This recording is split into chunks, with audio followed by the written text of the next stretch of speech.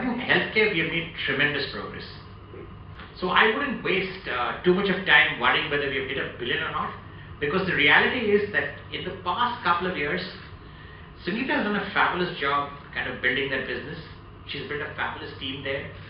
Now, when Sangeeta decides to leave, we have a strong succession in place, and all that credit to her for what she's done. So first is that the market by itself, I think, turned on us. Because the market that was there 5 years ago is very, very different from the market that we have today. If you look at our footprint in the banking and financial services and go into one particular segment, which is insurance, we have been lagging behind in that particular segment. And that's really hurting us big time. We made lots of progress in accounts. So let me give you a very interesting data point. 5 years ago, we had one large bank in Europe. Today, we have 3 large banks, including Switzerland. Now we have 4, and the 4th is a very large bank. And now we have a 5th. So we have 5 banks. It's moved from 1 outside of Switzerland to 3 outside of Switzerland. And all these have got tremendous potential in terms of growth. Similarly with the US, we had one customer among the top 5. Today we are in a position where we have 2 very large customers sitting out there and a potential to get more. So I think there's been tremendous progress made on the banking side. Insurance has lagged.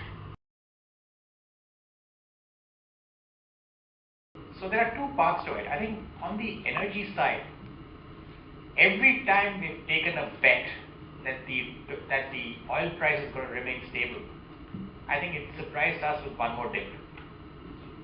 And at the end of the day, all you can tell yourself is, when you're sitting in a particular market where prices are declining at the rate at which it's declining. In fact, it's kind of interesting. Today, in terms of the oil price, the price of oil is about 70% of that of a bottle of water. Oil is cheaper for the first time than the bottled water that you buy. So that is the situation today. So given that, it's a completely new normal for all of us. So we really don't know what's going to happen in terms of customer reaction to this. Frankly, the customers themselves don't know, because for them also they're discovering this new normal. What we've done well from our side is that we have grabbed space. So our approach has been to say, look, we don't know which way the oil price is going, but if you can grab a majority of space, the real estate in a customer, and knock out your competition, then when oil price goes up, you'll be good. The discretionary budget is completely stopped. It's zero.